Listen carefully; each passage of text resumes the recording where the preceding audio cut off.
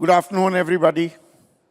And I have with me a very special guest, Mr. Amitabh Kant. Needs no introduction, but it will only be fair on my part to remind our viewers of certain idioms, phrases that have become a part of folklore. When you talk about Kerala, God's own country, Amitabh Kant. We talk about incredible India. That was again the wordsmith, Amitabh Kant, at play. We talk about Atmanirbhar Bharat. We also talk about Make in India. Again, Amitabh Kant. And we're going to talk about it. But before we start talking about Atmanirbhar Bharat, the biggest news of the day today is attack on Iran by the US and by Israel, and the retaliation by Iran. They've attacked the air bases in Bahrain. Now, the larger picture of this summit that we are trying to showcase is, and understand, is the new world order, Mr. Amitabh Kant. Now, what does this flare up in the Middle East mean for the new world order? So firstly, we are in the midst of conflicts. I mean, not merely in Iran, in the heart of Iran. We've seen a war going on in Europe for the last over 4 years. We've seen a conflict in Middle East, and now in the heart of Iran. And I think this is a joint operation by Israel and America. The Israelis have gone in first. And obviously their aim is, and objective is very clear, that there should be a regime change in Iran. The consequences for the rest of the world are severe because there'll be lack of predictability and consistency. But more than that, there'll be huge impact on oil prices. And you have a scenario where the Russian oil is getting choked out, you'll have the Iranian oil getting choked out. And for energy-dependent countries like India, we import almost about $180 billion worth of fossil fuel. That has severe implication for us. We have a vast segment of Indians living in Iran, so it has severe implications. But from a world order, one basic three things. One is that the period of stability post-World War II has come to an end. We should be absolutely clear. Number two, the complete irrelevance of international organizations like United Nations and Security Council, and much later the World Trade Organization, which was in many ways given an impetus by the United States itself. So the end of multilateral institutions in the post-World War II era. And thirdly, I think the complete breakdown of global supply chains across the world with the coming in of massive tariffs and the Trumpian tariffs has led to. But in the midst of all this, there's a third force which is very critical, and I think we need to recognize this, which also has an implication in terms of what has been done by the American administration on Anthropic today, is the rise of, we are in the midst of the biggest rise in productivity simply because of data, machine learning, and AI. And AI will transform lives of citizens across the world. It will transform many other areas because it's a general purpose technology across many sectors. So you've seen what the American administration has done on Anthropic, which which has said that it will not participate in the Department of War's attempt to use its AI models for the United States. These are challenges. We'll be in the midst of several critical challenges. Mr. Kant, you are hitting the nail on the head. The 3 points that you've raised are absolutely relevant, and I'd rather you elaborate on the second point. Is the world order, rule-based world order, a thing of the past now? There are no rules. खुला खेल फर्रुखाबादी हो गया है क्या अंतर्राष्ट्रीय स्तर पर? जिसकी लाठी उसकी भैंस. Is that what we are looking at now? So the challenge is that globalization as we had known it will radically alter itself into friend shoring, into trust shoring, into complete reliance of working with countries where you have trust in technology, trust in terms of strategic interests, and you will see alliances which will be both bilateral and regional, which will be based on trust. The challenge is that global growth is at its lowest. Global supply chains that enable vast segments of population being lifted above poverty line. China had seen this. You've seen scorching praise of growth in China based on global supply chains. We've seen over 320 million people being lifted in India itself largely because of the growth impetus we've had on the basis of trade. Now, if trade gets impacted, that means it'll be a different world. Global growth will slow down. Sustainable development goals will slow down. There'll be a huge impact on segments of population across the global south. Make no mistake about it.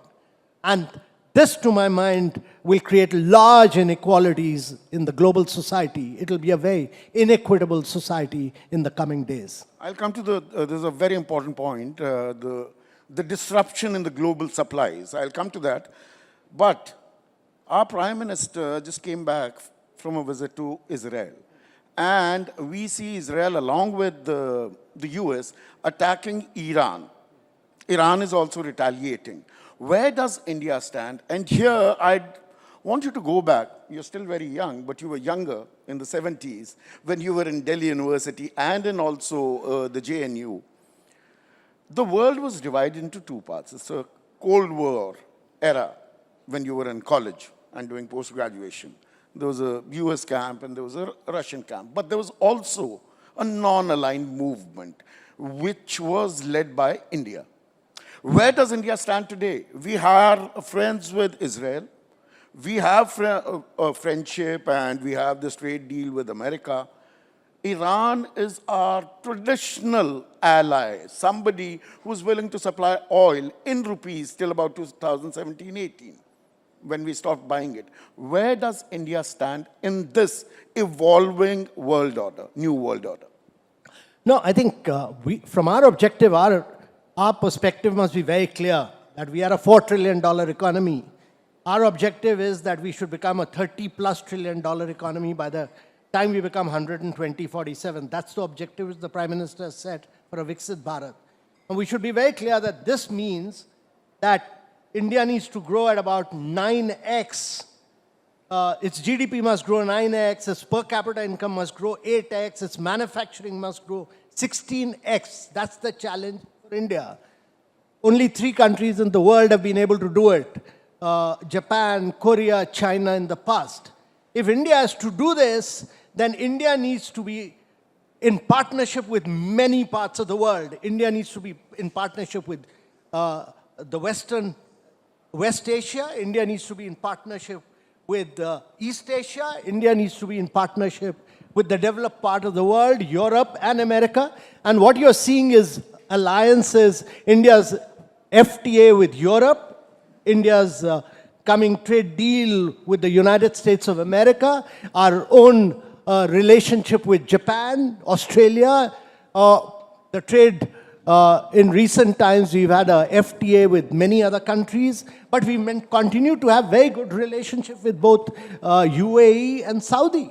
So India needs to work with many, many partners across the world to be able to export and to be able to maintain its strategic interests in several regions. But before I come to that, this is another aspect. You said we are a 4 trillion economy, the 4th largest economy in the world. We talk about this. We've set a very ambitious target of becoming a developed nation by 2047. And we should be able to do that. But is there also the other side of the coin, Mr. Kant, which is, हम चौथी सबसे बड़ी अर्थव्यवस्था तो जरूर हैं, तीसरी भी बन जाएंगे.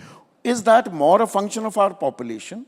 Why do I ask that? Is prati vyakti aaye, per capita, GDP, isn't that a much better indicator of the progress any society or country is making और प्रति व्यक्ति आय में हम 142वें हैं दुनिया नहीं, में। प्रति व्यक्ति भी बहुत आवश्यक है और इसीलिए हम कहते हैं कि हमें जो बढ़ावत करनी है उसमें जीडीपी को भी बढ़ना आवश्यक है और प्रति व्यक्ति को भी बढ़ाना आवश्यक है।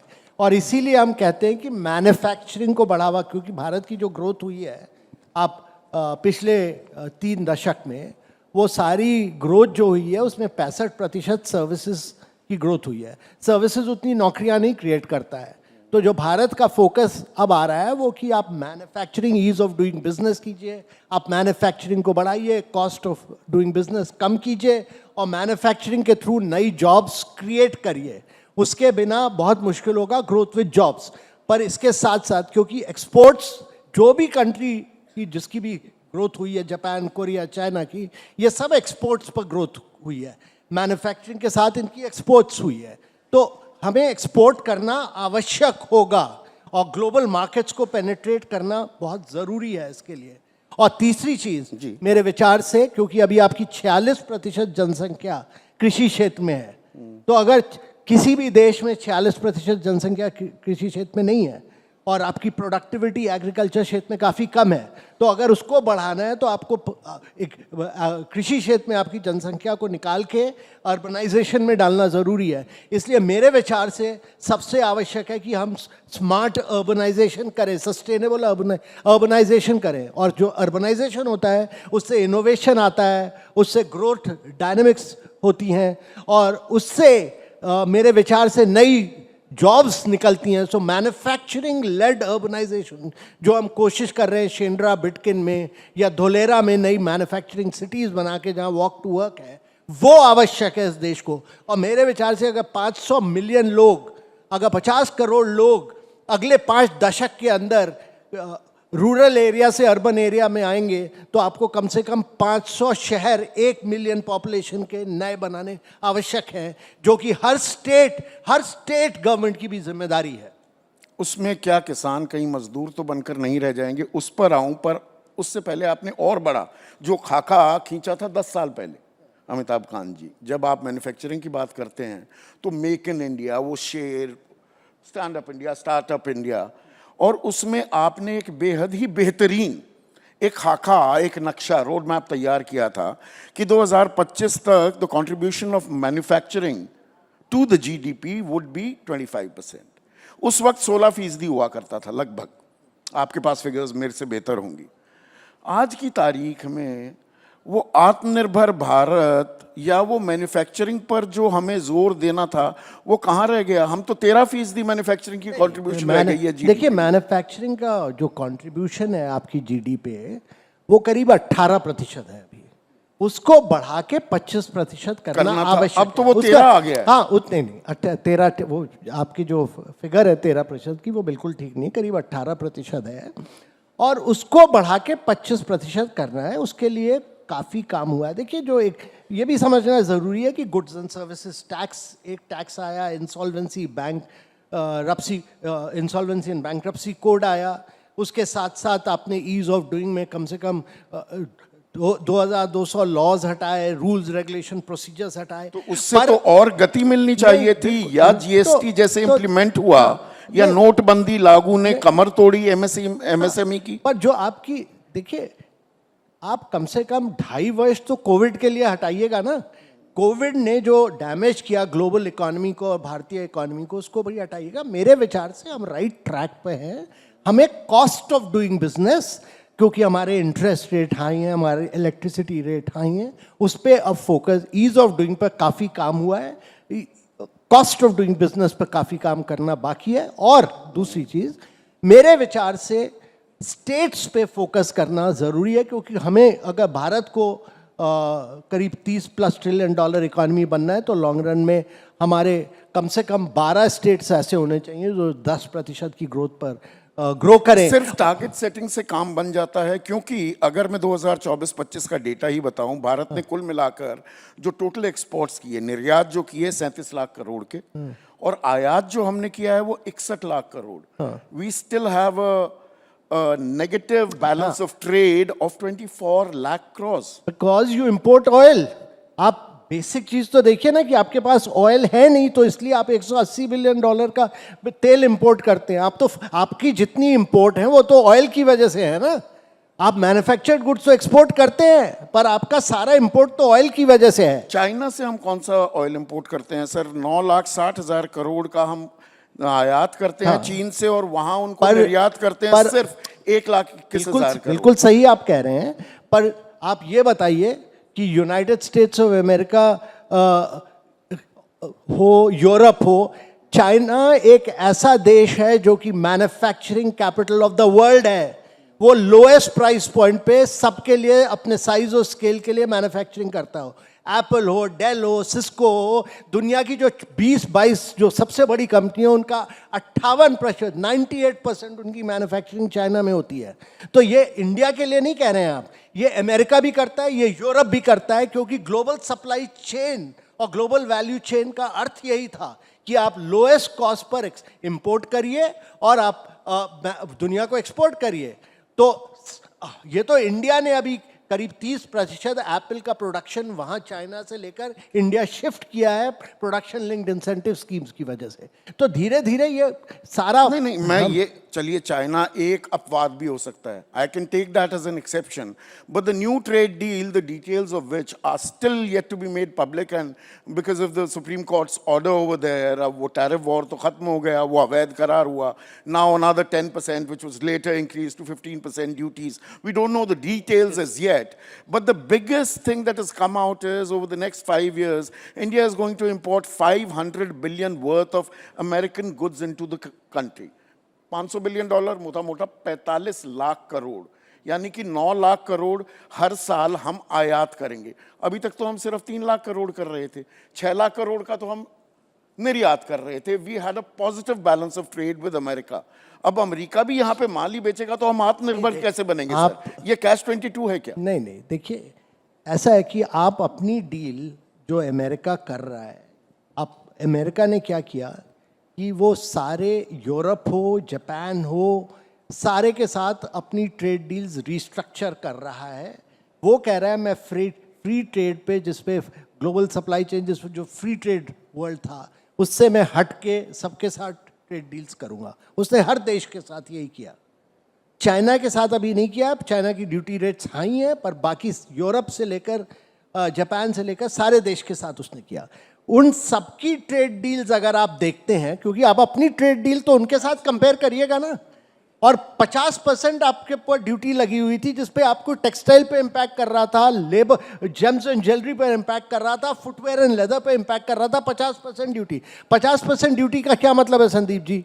एम्बार्गो, मतलब आप कुछ एक्सपोर्ट ही नहीं कर सकते, और ये सारे के सारे आपके लेबर इंटेंसिव सेक्टर हैं। आप 50% से 18% पे उस पर लाते हैं, जबकि नेबरिंग सारी कंट्रीज पर 19 से लेकर 25% तक है। सर, वो डील अच्छी है कि खराब है? नहीं सर, इसमें एक क्लैरिफिकेशन चाहूंगा।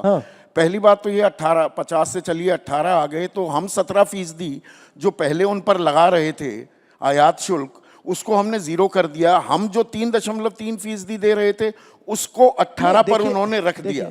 तो इसमें हमें फायदा हुआ कि नुकसान हुआ? देखिए, इस पे आप ये जो डील है, ये आप कंपैरेटिव डील देखिएगा with all other countries.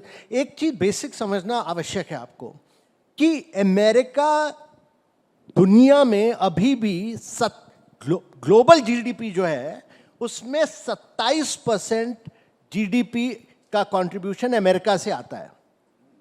48% market capitalisation America की है, 4% जनसंख्या पे। कोई भी देश हो, जापान, कोरिया, चाइना, मैंने 3 देश बताए ना, और चौथा आप एक छोटा देश देख लीजिए, सिंगापुर। ये सारे के सारे बड़े हुए by exporting to United States of America, क्योंकि दुनिया का अगर 27% जीडीपी अमेरिका में है, कोई भी देश ग्रो नहीं कर सकता। अगर आप सोचते हैं कि 30% ट्रिलियन डॉलर इकोनॉमी बनना चाहिए, exactly my point, without exporting to America तो नहीं कर सकते। But we are importing more from America rather than exporting more to America. Import तो अभी किया नहीं है ना आपने, तो आपने टारगेट तो मान तो लिया, $500 बिलियन करेंगे आप। 500 billion over a staggered period, 5 years, over a staggered period, because you will be shifting your oil procurement from other places to the United States. The intention is that you buy 180 billion worth of fossil fuel, oil. You will shift your oil procurement from other places to the United States of America. That's the intention, to my mind. But another thing that you said, that our neighbors, they're paying more duties compared to us. But Yeah. there is also a generalized system of preferences. They get a waiver of 5%, and there are these reciprocal trade agreements between the US and Bangladesh, which have been made public now. No. What Textile said will is- be 0%, apparel. So, the Commerce Minister has gone on record to say that what has been done for Bangladesh's this thing is only if they buy cotton from the United States of America. Now, I don't see Bangladesh buying any cotton from the United States of America. That part of the deal is totally irrelevant to my mind. And the same will be, he said, the same will be made applicable for India. I don't see India buying cotton from, in its raw form from the United States of America. So that is irrelevant. That is irrelevant. But there is another factor. Yeah. You spoke about disruption in the supply chain. Yeah. Now the disruption, earlier you were buying oil, like we were talking about oil right now, or arms and other things. The supply chain in the near future, and as of now, in fact, even today it applies, is based more on supercomputers, the chips, and AI. And there, the rare earth material also comes into play. How is that panning out, and how prepared are we, Mr. Amitabh Kant? So let's look at emerging technologies. China today controls over 90% of the battery market worldwide. I mean, it controls about 80%, 81% of the solar market. It controls almost about 74% now of the electric vehicle markets. And it controls about 68% of the wind market. That is what China has done. Last time when Trump came into power, he moved away from clean technologies. China took the lead, and they became the global leaders in emerging clean technology. Now, what China does is, on critical minerals, it's not critical minerals which are important. Critical minerals are available, but the processing technology of critical minerals are only with China. We must understand this. And what it does is, it makes the raw material prices very expensive. The processed raw material prices very expensive, makes the end product cheap. And therefore, it weaponizes clean technology. The challenge for everybody else, including India, is to become a master of process technology, which is what India is aiming to do through semiconductor, through the artificial intelligence mission, through the quantum computing mission, through the green hydrogen mission. This is for the first time in India's history that you've got into cutting-edge technology areas of growth. You are saying that today green hydrogen is $4.50 per kilogram. By 2030, I'll bring it down to $1 per kilogram. I will not be importing fossil fuel, but by 2030, we should become an exporter of clean energy to the rest of the world. That is what your aim is. Now, getting into these new areas, getting 10 different manufacturers, and tomorrow Prime Minister is inaugurating Micron plant in India, which is the biggest designer of chips across the world, is basically that getting into new age technology, new areas of growth. The results of all this will come in the next, it'll take you another 5 to 6 years, but these are areas which will create real value, which will create growth. These are very encouraging signs, और एक आशा, एक उम्मीद की किरण जागती है. पर दरअसल एक बड़ी ही रोचक बात, मैं थोड़ा रिसर्च जो कर रहा था उसमें जो निकल कर आई, we were talking about supercomputers and chips. Bharat में सबसे पहला supercomputer, superconductor plant जो लगा मोहाली में 1984 में. And this was much before the biggest chip manufacturer, as we can call it in the world, TSMC. That plant came into existence in 1987. हमारे वाले में 89 में आग लग गई, उसका पता नहीं लगा क्या हुआ क्या नहीं. क्या वो भरपाई हम कर पा रहे हैं कांत साहब? हम एक समय में हमने we had made the right footsteps, we were going in the right direction. नहीं, आपने रिसर्च बिल्कुल सही की है. मैं मोहाली प्लांट कई बार जा चुका हूँ. वो मोहाली प्लांट अपने ज़माने में काफ़ी एडवांस था, पर वहाँ आग लग गई थी. उसके बाद हमने सेमीकंडक्टर में पिछले 25 वर्ष कुछ नहीं किया, कुछ नहीं किया जी। दुनिया। मैं वही कह रहा हूं, वो भरपाई एक हम जमाना कैसे था करें? कि इंटेल आया इंडिया, इंटेल ने कहा मैं इंडिया में प्लांट लगाऊंगा, हमने कहा हमने मना कर दिया उस समय इंटेल को। इंटेल फिर गया पेनांग मलेशिया, और पेनांग में जब इंटेल ने अपना प्लांट लगा दिया, उसके बाद वहाँ पूरा पेनांग का जो डेवलपमेंट हुआ वो सेमीकंडक्टर इंडस्ट्री की वजह से हुआ। तो और इंटेल को ये कहा गया कि हम अब पानी नहीं दे पाएंगे आपको, तो इसलिए आप यहाँ मत लगाइए, वहाँ लगाइए। पर ये cutting edge areas of growth में ये पहली बार है इस देश में कि हम एआई को सपोर्ट कर रहे हैं, हम क्वांटम कंप्यूटिंग को सपोर्ट कर रहे हैं। एआई मिशन क्या कर रहा है, देखिए आपने 10 स्टार्टअप्स को सपोर्ट किया कि आप सॉवरेन लार्ज लैंग्वेज मॉडल्स बनाइए। आपने एआई कोष की तरफ से अपने डेटा को छोड़ दिया उनके लिए। आप उनको कंप्यूटिंग पावर प्रोवाइड कर रहे हैं 50% ऑफ द कॉस्ट जो कि अमेरिका और यूरोप में मिलती है उससे सस्ते पावर में। और वही वजह है कि सर्वम ने मल्टीलिंगुअल मॉडल यहाँ खड़ा किया, क्योंकि अगर एआई का फायदा हमको लेना है तो हमें अपने लर्निंग आउटकम्स इंप्रूव करने, हमने हेल्थ आउटकम इंप्रूव करने, हमें स्टंटिंग, वेस्टिंग और न्यूट्रिशनल स्टैंडर्ड को हटाना है। हमें कोई वो एआई फिट फॉर पर्पस तभी होगा अगर हम उसका एडवांटेज यहाँ ले पाए। तो डगर कठिन है और रास्ता आसान भी बनाया जा सकता, थोड़ी मेहनत करनी बिल्कुल होगी। इसमें मुझे वो फेमस वर्ड्स हैं अटल बिहारी वाजपेयी के, देश के प्रधानमंत्री रहे, कथनी और करनी में समन्वय बनाना भी होता है। एक टारगेट सेटिंग बड़ी अच्छी लगती है, मिशंस खड़े कर देना। मैं सर क्यों पूछ रहा हूँ ये जरा आप समझिएगा। भारत का India's gross expenditure on research and development ये 0.6% से 0.7% है हमारे जीडीपी का, और ग्लोबल इनोवेशन इंडेक्स में हम 38वें नंबर पर है। बाकी दुनिया 3 से 4% रिसर्च एंड डेवलपमेंट में लगा रही है। हम पैसा नहीं लगाएंगे रिसर्च एंड डेवलपमेंट, ऐसे ही हो जाएगा। तो संदीप जी ऐसा है कि गवर्नमेंट ने अभी 1 लाख करोड़ सैंक्शन किए हैं R&D के लिए, और उसमें ये जो कम R&D का खर्चा है ये इसलिए है क्योंकि हमारा प्राइवेट सेक्टर R&D नहीं करता है। और गवर्नमेंट ने जो कहा है 1 लाख करोड़ में हम पैसा तभी देंगे जबकि आप 50% प्राइवेट सेक्टर लगाएगा उसमें। जैसे But they are sitting on a pile of money, not willing to invest it. नहीं, but They kind of hoarding money. आप बिल्कुल सही कह रहे हैं कि 3 साल पहले जो कॉर्पोरेट टैक्स कम किया गया, बैलेंस शीट तो सारे प्राइवेट सेक्टर की अच्छी है। भाई टाटाज ने रिस्क लिया, और मैं मिस्टर चंद्रशेखर की तारीफ करना चाहता हूं कि उन्होंने रिस्क लेकर नई टाटा की एक डिजिटल कंपनी बनाई और धुलेरा में एक नया सेमीकंडक्टर प्लांट लगा रहे हैं, और वो एप्पल के लिए विस्ट्रॉन और पेगाट्रॉन लिया। इसी तरह L&T ने इन्विडिया के साथ पार्टनरशिप की। तो नए नए एरियाज में रिस्क लेना आवश्यक है। तो हमारी कई जो टॉप 300-400 कंपनियां हैं, इन सबको रिस्क लेना पड़ेगा न्यू एरियाज ऑफ ग्रोथ में जाने के लिए। तो हमारा R&D कैपिटल कम है, पर मेरे विचार से जो 1 लाख करोड़ सैंक्शन हुआ है इसकी वजह से इसका मल्टीप्लायर इम्पैक्ट होगा जरूर अगले 4। जैसे स्टार्टअप इंडिया हमने शुरू किया 2016, आपके पास 156 स्टार्टअप्स थे, अभी करीब 1,70,000 स्टार्टअप्स है। टाइम लगा कि नहीं? थोड़ा 5-6 साल लगे। मेरे विचार से अगले 5-6 साल में हम एआई के चैंपियन होंगे।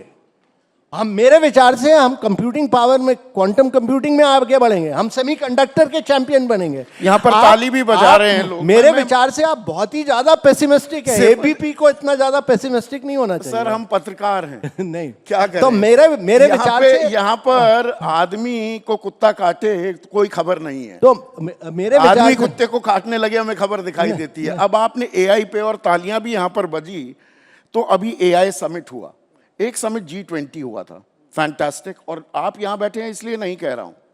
और इस बार एआई समिट होता है तो एक यूनिवर्सिटी वो रोबोडॉग को, जो चीन में बना हुआ है, ऑनलाइन 2.5 लाख रुपए में मिल रहा है, उसे अपना बताकर और पब्लिक ब्रॉडकास्टरों से चला भी देता है। देखिए, मैं एआई इस तरह की चीजों से हमें गुरेज करना होगा। नहीं संदीप जी, मैं गया था एआई समिट में, मेरे 4-5 सेशंस थे। मेरे विचार से एआई समिट में बहुत एनर्जी थी, बहुत वाइब्रेंसी थी, बहुत ज़्यादा युवा वर्ग था वहाँ, और जो एआई का टेक्नोलॉजी डिफ्यूजन होना था जो कि 10 साल लगते, वो सारे युवा वर्ग में एआई क्या होता है और उसका टेक्नोलॉजी डिफ्यूजन बहुत हुआ है इसमें। एक किसी यूनिवर्सिटी ने गलती कर दी, उसको मीडिया इतना ज़्यादा हाइप अप कर दे, वो भी ठीक नहीं है। नहीं, IIT IIM से भी ज्यादा बड़ी चौड़ी नहीं। स्टॉल मिल जाए, the responsibility has to be fix ना। तो मेरे विचार से हमें ज़्यादा हमें इनोवेशन को, मतलब इनोवेशन को, नकल को इनोवेशन तो कतई नहीं मान सकते तो ना। मीडिया जो है ना, अब जैसे बॉम्बे आईआईटी ने लार्ज लैंग्वेज मॉडल किया, उसको तो एबीपी पब्लिश, एबीपी हाईलाइट नहीं करेगा, उसको तो आप पब्लिसाइज नहीं करिएगा। एक कोई यूनिवर्सिटी ने आकर चाइनीज इंपोर्ट पर एक वो कर दिया, उसको आप लोग बार बार अब हो गया जो हो गया। अब आप कम से कम जो नए लार्ज लैंग्वेज मॉडल्स बने हैं देश में, जिनको लॉन्च कर दिया गया एआई समिट में, 3 नए लार्ज लैंग्वेज मॉडल्स इंडिया ने बनाए, कम से कम उसकी तो तारीफ करिए आप। तारीफ भी की जाएगी जहां पर होगी। एक आखिरी सवाल, क्योंकि टाइम्स आप वो फिर वरना कहने लगेंगे कि टाइम ज्यादा ले लिया है। आपने युवाओं की बात की और डेमोग्राफिक डिविडेंड की हम लगातार बात करते हैं। 35 साल की उम्र से कम 65% हमारी आबादी है। बट अगेन यहाँ पर मैं अब प्राइवेट सेक्टर के उदाहरण एक ले लेता हूँ। Top 5 IT companies in the country, पिछले 9 महीनों में उन्होंने 26 नई नौकरियां ईजाद की। How do we overcome this challenge, especially in an AI world? कल अभी शशि थरूर एक सेशन को मॉडरेट कर रहे थे, उन्होंने उदाहरण दिया कि BYD, वो बिल्ड योर ड्रीम्स जो कंपनी है, वहां पर 8 इंजीनियर्स हैं सिर्फ, पूरा प्लांट चल रहा है, सारा AI चला रहे हैं, और वो भी सिर्फ रोबोट्स को कंट्रोल करने के लिए। तो युवाओं के लिए कितनी बड़ी चुनौती और देश के लिए कितनी बड़ी चुनौती, डेमोग्राफिक जो डिविडेंड है वो डेमोग्राफिक लायबिलिटी में कन्वर्ट ना हो जाए।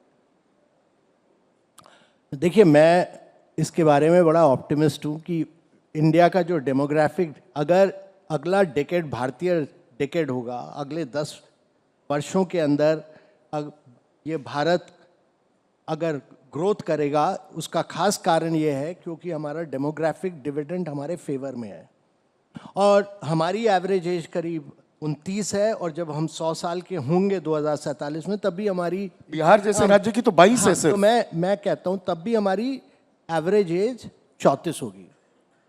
देखिए, दूसरा खास कारण ये कि हमने डिजिटल पब्लिक इंफ्रास्ट्रक्चर से बहुत तरक्की की है।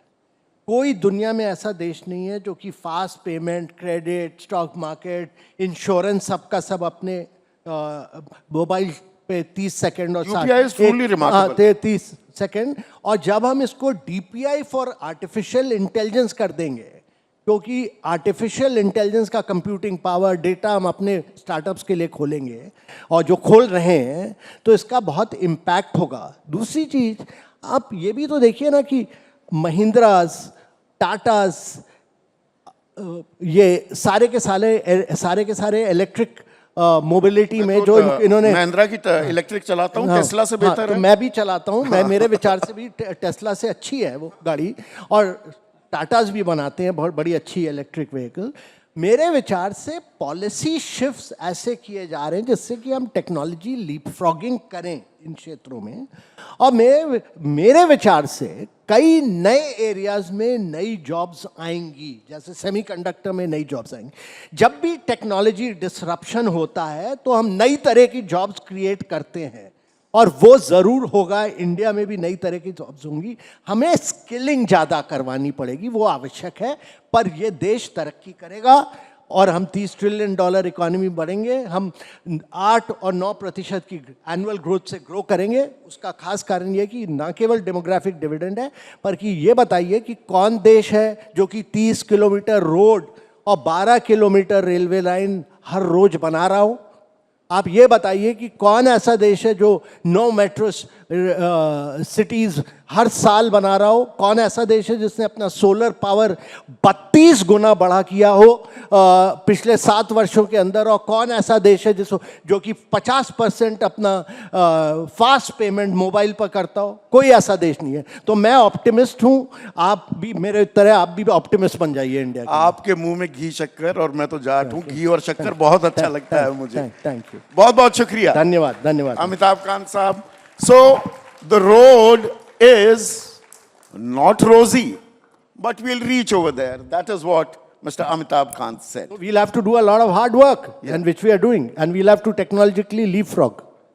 Thank you so much for sparing your time and coming on this platform, sir.